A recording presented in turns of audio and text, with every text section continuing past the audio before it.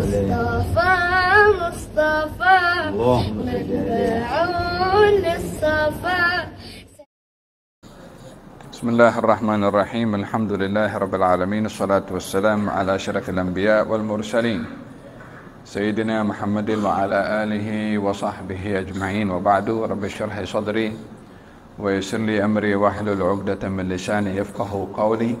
رب زدني علما وارزقني فهما. اللهم لا سهل إلا ما جعلته سهلا وأنت تجعل الصعب إذا شئت سهلا.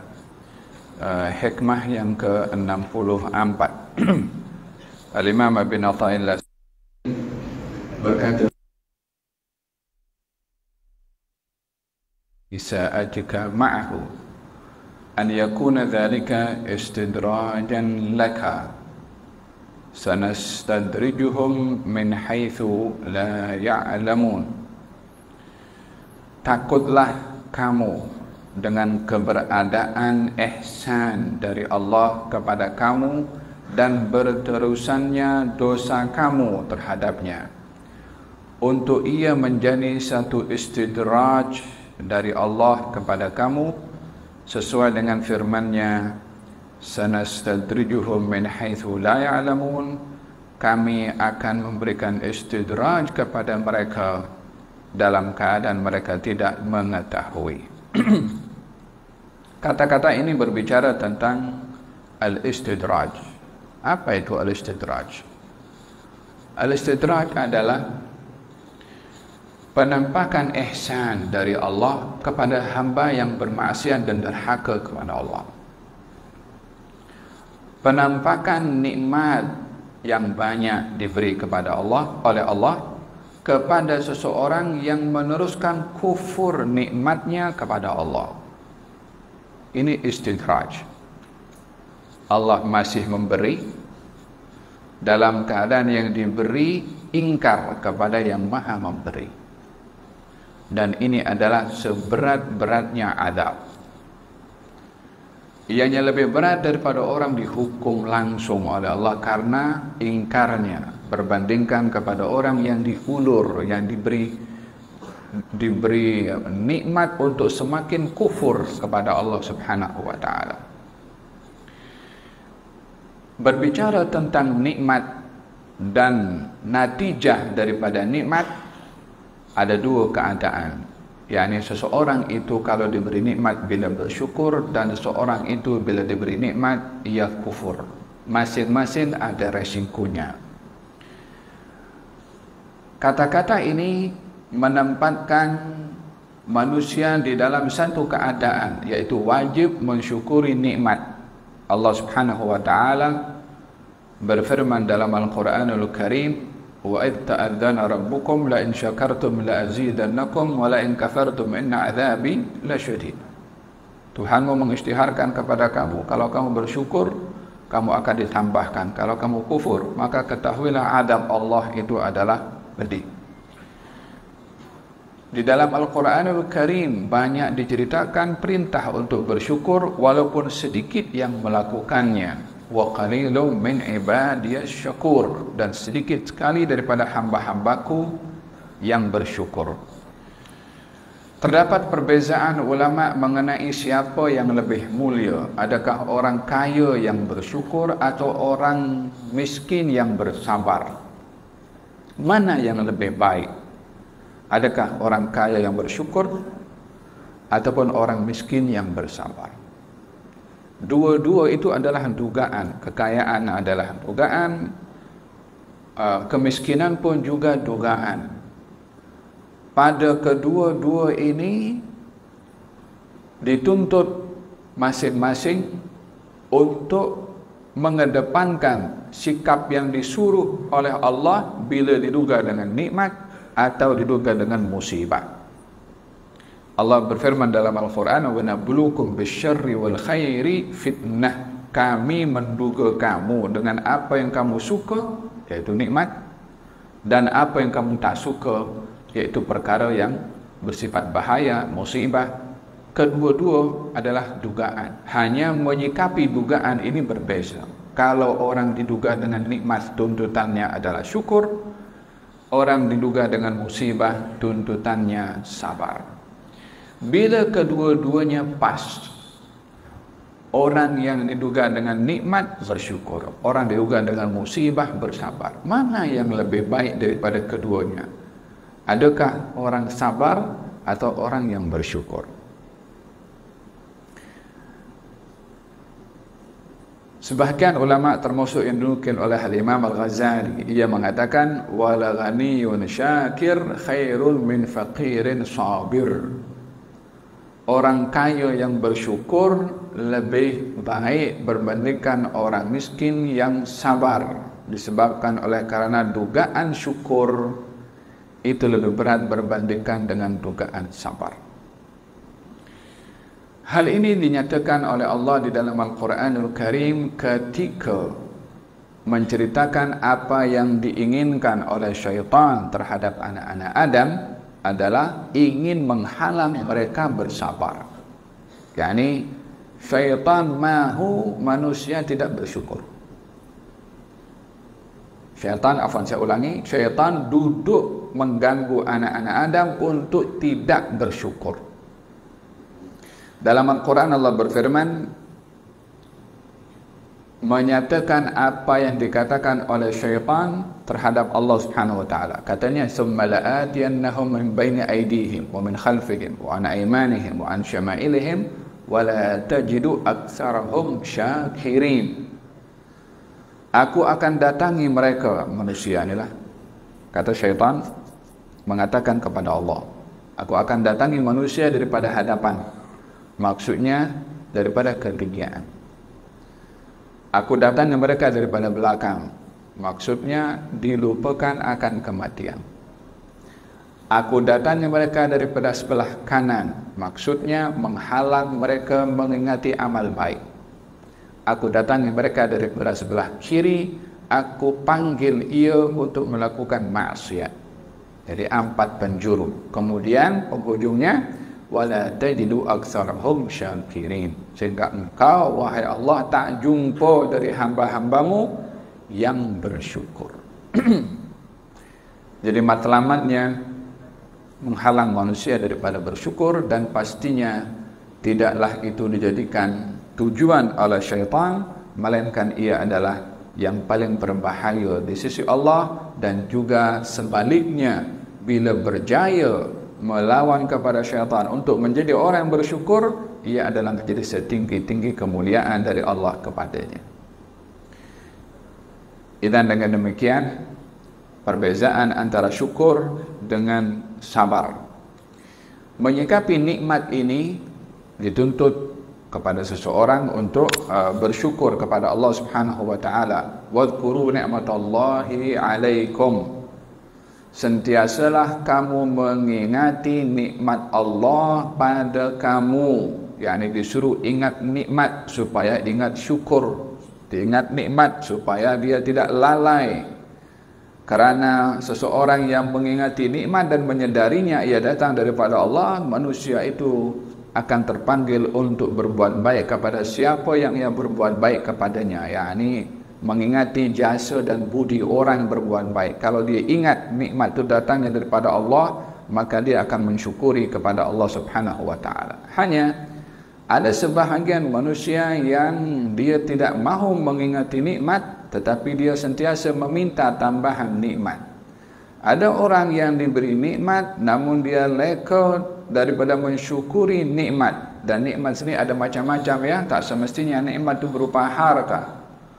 Ilmu adalah nikmat, sehat adalah nikmat, aman adalah nikmat, tanah subur adalah nikmat, bertetangga dengan tetangga yang baik adalah nikmat, dapat teman-teman yang baik adalah nikmat. Jadi nikmat tidak terhad kepada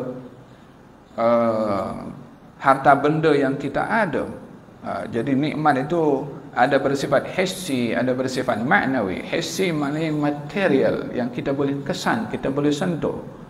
Yang maknawi spiritual adalah nikmat orang berbuat ketaatan, ilham untuk berbuat kebaikan. Itu juga adalah nikmat dari Allah Subhanahu wa taala. Yang setiap nikmat kalau disyukuri akan dijaga itu nikmat dan ditambahkan. Yakni orang yang bersyukur ini kepada Allah Subhanahu wa taala, dua akan diberikan oleh Allah. Nikmat yang diberi itu akan dijaga dan ditambahkan nikmat yang lain oleh Allah Subhanahu wa taala. Ini bila ia bersyukur. Tapi bila ia tidak bersyukur kepada Allah Subhanahu wa taala, ada dua keadaan. Ada kalanya orang tidak bersyukur langsung dihukum oleh Allah Subhanahu wa taala dengan diambilnya nikmat tersebut oleh Allah Subhanahu wa taala, seperti yang berlaku kepada orang yang memiliki tanah yang subur, lalu ia tidak bersyukur kepada Allah, ditumbangkan semua nikmatnya itu oleh Allah Subhanahu wa taala, seperti mana dalam surat Al-Kahfi. Itu surat Al-Kahfi ceritakan tentang dua adik-beradik, satu ada punya kebun macam-macam, dia masuk ke kebunnya, ini adalah hasil kerja aku, ini harta aku banyak, takkan habis aku punya harta. Kufur kepada Allah Subhanahu wa taala, pada saat itu juga dihantarkan adab oleh Allah Subhanahu wa taala, tumbang semua tanamannya dan tak ada apapun yang diambil manfaat olehnya. Ini ada kalanya orang bersyukur, orang yang tidak bersyukur dihukum langsung oleh Allah Subhanahu wa taala. Oleh sebab itu dalam hadis, dalam kata-kata Ibn Athaillah Sakandar yang sebelum ini, ikatlah nikmat itu dengan syukur, katanya. Ikatlah nikmat itu dengan bersyukur. Apakah ikatan nikmat pada bersyukur? Apakah ikatan nikmat kalau bersyukur? Yakni bila dapat nikmat itu mengetahui nikmat itu datang daripada Allah dan mengatakan Masya Allah la quwwata illa billah, seperti mana dalam Al-Quran, falawla id dakhalta jannataka qulta Masya Allah la quwwata illa billah. Yang kedua, kalau orang itu mengikat nikmat dengan bersyukur tadi, akan ditambahkan lagi nikmatnya oleh Allah Subhanahu wa taala. Tapi ada dalam Al-Quranul Karim Allah berfirman, "Wala nudhiqannahum minal 'adzabil adna dunal 'adzabil akbar la'allahum yarji'un." Kami akan memberikan hukuman kepada mereka yang tidak syukur dengan diambilnya nikmat tersebut, dengan diturunkannya azab. Itu pun terkadang azab itu juga merupakan nikmat bagi orang itu supaya dia sedar, la'allahum yarji'un, agar ia sedar kembali balik kepada Allah Subhanahu wa taala dan insaf. Tapi yang menjadi masalah besar, kalau orang diberi nikmat tidak bersyukur, terus melakukan maksiat, pada masa itu juga masih diberi nikmat terus lagi oleh Allah Subhanahu wa taala. Ini musibah yang lebih besar daripada orang yang kufur tadi, yang diturunkan azab oleh Allah Subhanahu wa taala. Inilah yang dikatakan istidraj. Orang diberi nikmat tidak bersyukur, makin melakukan maksiat, makin ditambah nikmat oleh Allah Subhanahu wa taala. Dalam Al-Quranul Karim Allah berfirman, "Falamma nasu ma dzukiru bihi," ketika manusia itu lupa atas apa yang sepatutnya dia ingat untuk bersyukur atas nikmat yang diberi oleh Allah. Yang diberi nikmat lupa untuk bersyukur, diperingatkan juga tidak mahu bersyukur. Falamma nasu ma dzukiru bihi, yakni dia masih tetap melakukan pelanggaran dan maksiat. Fatahna alaihim abwaba kulli syai'. Kami Allah buka untuknya pintu-pintu segala sesuatu. Yani maksudnya apa? Diberi segala kemudahan dalam keadaan ia bermaksiat. Diberi segala apa yang diinginkan dalam keadaan dia ingkar. Diberi apa yang menjadi keperluan dalam keadaan dia melakukan perbuatan yang mungkar dan batil, diberikan. Yakni dalam kiasannya di sini, fatahna, kami buka, Allah membuka, alaihim, kepada siapa? Kepada orang yang dia itu tak mau bersyukur. Apa yang dibuka? Abwab, pintu-pintu. Maknanya pintu ini jamak, maksudnya segala bentuk kemudahan diberi kepada orang yang kufur nikmat. Kulli syai', dibuka pintu-pintu segala sesuatu, sehingga dia leka dengan nikmatnya, dia buang-buang duitnya, dia gunakan nikmat bukan pada tempatnya, berhidup menghamburkan apa yang ia miliki sebagai pemberian daripada Allah yang merupakan istidraj bagi orang itu. Lalu hatta idza farihu bima utu, sehingga dia sudah ketika seronok dengan apa yang Allah beri kepadanya dalam bentuk istidraj, dia nak gunakan segala apa yang diberikan kemudahan oleh Allah kepadanya dengan menghambur-hamburkan duitnya, menggunakan kedudukannya untuk hal-hal yang batil tanpa ada sesuatu yang menghalang kepada dia, zalim kepada orang tanpa ada orang mampu melawan kepadanya. Di saat ia merasa sudah berkuasa, di saat ia sudah memiliki segala-galanya, di saat ia sudah dapat apa yang diinginkan, akhadnahum baghtatan, kami ambil dia sesegera mungkin. Yani tak tunggu lagi, tak bagi peringatan, tanda-tanda nak datang, masuk. Fa idza hum mublisun, yang akhirnya mereka pada akhirnya menyesal yang tak berpenghujung.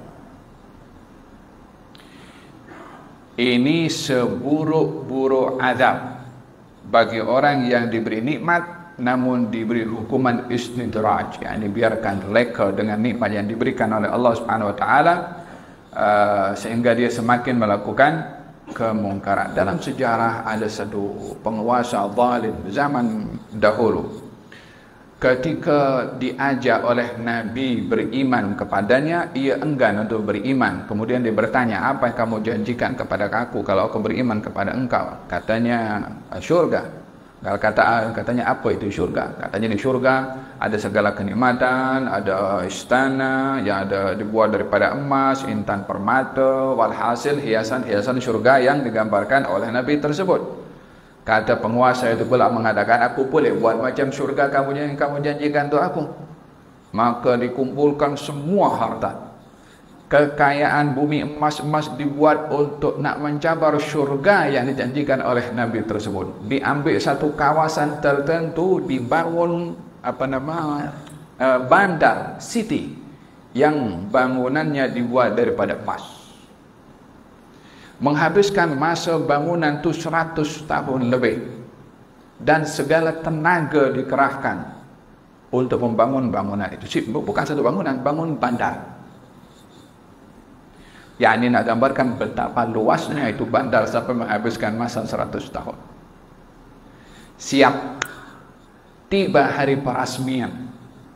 Di hari perasmian, raja penguasa itu ketika datang untuk meresmikan, azabnya Allah turun kepadanya, kepada pengikutnya, sekali dengan bandar-bandarnya. Tak ditinggalkan sedikit pun oleh Allah Subhanahu wa taala. Ini istidraj. Oleh sebab yang demikian, seseorang itu bila diberi nikmat oleh Allah Subhanahu wa taala, hendaklah menyadari bahwasanya nikmat ini ada kalanya nikmat untuk ihsan dari Allah kepada seorang, ada kalanya ia menjadi satu istidraj. Macam mana kita nak bezakan? Katanya, takutlah kamu kepada ihsannya Allah dengan berterusannya dosa kamu kepadanya. Yakni jangan sampai nikmat yang diberikan oleh Allah Subhanahu wa taala menyebabkan kita berterusan melakukan dosa, tetapi sebaliknya adalah disikapi dengan bersyukur. An yakuna dzalika istidrajan. Kata Sayyid Ibn Atha, kullama ahdathu khati'atan jaddadna lahum ni'matan wa ansaynahum al-istighfar min tilka al-khati'ah. Di antara bahagian istidraj kepada seseorang yang diberi nikmat adalah setiap kali orang diberi nikmat itu melakukan kesalahan, ditambahkan nikmatnya, diperbaharui nikmatnya, tapi dilupakan daripada dia memohon ampun atas kesilapan dan maksiat yang ia lakukan dengan menggunakan nikmatnya Allah Subhanahu wa taala, dilupakan daripada istighfar, bila tiba waktunya akan dihancurkan oleh Allah Subhanahu wa taala sehancur-hancurnya. Dalam Al-Quranul Karim Allah berfirman, sesungguhnya kami Allah idza aradna an nuhlika qaryatan, kalau kami ingin menghancurkan satu negeri, satu bandar, amarna mutrafiha, kami jadikan orang-orang yang berada, orang-orang yang memiliki harta benda, orang-orang yang memiliki kekuasaan dan kekuatan, orang-orang yang memiliki power dan memiliki segala-galanya, kami jadikan mereka melakukan kerosakan. Amarna mutrafiha fafasaqu fiha, melakukan kerosakan. Yang dengan kuasanya melakukan kerosakan, yang dengan hartanya melakukan kerosakan, yang dengan pengaruhnya dia melakukan kerosakan. Walhasil menimbulkan kerosakan dengan apa yang diberi oleh Allah pada nikmat. Kalau tidak digunakan nikmat itu pada tempatnya, bila tiba waktunya, pada marnaha tadmira, kami hancurkan sehancur-hancurnya. Demikian firman Allah Subhanahu wa taala di dalam Al-Qur'an Al-Karim mengenai al-istidraj. Nah, wallahu taala a'lam bis-shawab. Kita sudah tinggal 5 menit lagi.